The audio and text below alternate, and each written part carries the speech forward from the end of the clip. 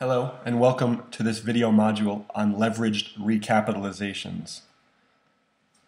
A leveraged recapitalization, also known as a debt recap, is a transaction that involves adding new debt to a business's balance sheet in order to provide liquidity, also known as a cash payout, to existing shareholders. A debt recap looks a lot like an LBO, but is often completed without any new equity coming in. It can be completed with new equity where there's not a complete buyout of a business. Without new equity, the debt proceeds basically go directly to the owners. Typical deal involves adding debt, either bank debt or bonds, to the capital structure. The proceeds of the debt are then used to either pay a dividend to shareholders or to buy back company stock. In either case, it puts cash in the hands of existing shareholders. The new debt is frequently a cash flow based loan where the amount of the borrowing is a multiple of EBITDA. Financial modeling is very important to this process because projections are used to prove the borrower's ability to repay debt. Bankers also have other roles such as finding lenders, possibly finding outside financial sponsors. Successful privately owned businesses can complete a series of debt recaps over time, putting cash in owners' hands each transaction. A common exit route from a pattern of recaps is an eventual IPO, in which the proceeds are used in part to repay debt.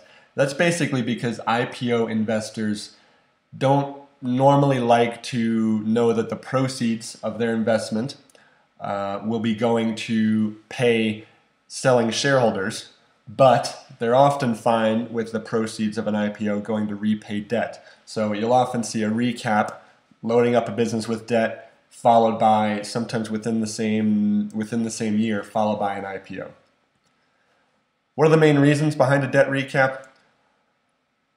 First and foremost, it allows shareholders to receive cash while still retaining ownership of a company, basically eating your cake and keeping it.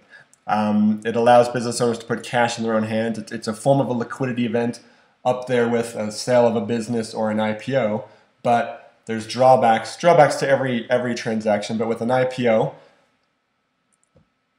shares are being sold to the public. There's a whole lot of disclosure requirements, quarterly filings, annual filings that just basically can add what may be seen as a burden to the company. And an outright sale of a company, well, it's a great liquidity event, but existing owners don't get to then participate in a future upside of the business. A leverage recap can provide a better use of funds for an IPO, as we mentioned, repaying debt versus paying cash to shareholders. It can serve to keep management focused. Basically, by taking cash off the balance sheet, you're taking out a buffer or a cushion that management can get complacent with. Debt recap often requires monthly payments to a lender, so you're basically making management run a tight ship. A recap may deter hostile takeovers. It basically removes cash from the balance sheet. As we know from our previous modules, cash on the balance sheet can be used by an acquirer to offset a purchase price. Debt recap also, by adding debt to the balance sheet, it can deter a takeover by not allowing new buyers to load up the balance sheet with additional debt. Leverage recap can be accompanied by significant tax advantages. The interest on debt is tax deductible, and dividends may have preferential tax treatment, or if it's a share buyback, if the shares have been held long enough, there could also be preferential capital gains treatment.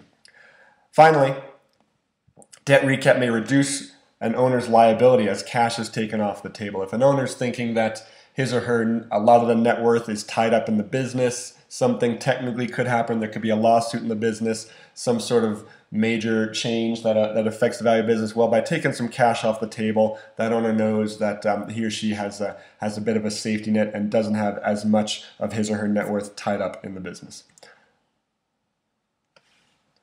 Let's consider a real simple example. A company that has $2 million of EBITDA is determined to be worth 10 times EBITDA, just based on its industry. That's what the investment bankers have told it. The investment bankers go out and find a commercial bank that agrees to lend 5 times EBITDA. So it's going to lend $10 million to the business. Well, the owner has a few choices. The owner can simply take on the $10 million loan into the business, pocket all the proceeds, and still retain 100% of the business. So basically your enterprise value is still 20 million, whereas before it was 20 million, all of equity. Now it's 20 million, 10 of debt, 10 of equity. Or our owner here can take on an outside investor. And if she takes on an outside investor, she can pocket even more cash, but the sacrifice for that is that her ownership percentage will be reduced. So let's say she takes on an investor who buys 40% of the equity. Well, 40% of 10 million, so that's an additional 4 million. So she can pocket $14 million and still own 60%, still own the majority of the business. Let's say she sells 50%. Well, she's going to pocket 15 million, again, 10 from the debt, 5 million being half of the 10 million of equity. But think about it this way. She's just realized 75% of the company's value, so 15 of 20 million, as cash in her pocket, but she still owns half the business. If she sells a majority, she can pocket 16 million by selling 60%. She's realized 80% of the company's value and still retains 40% of ownership. That's the power of leverage. That's why companies complete leverage recaps, and that's how banks get involved. Please join for the next module.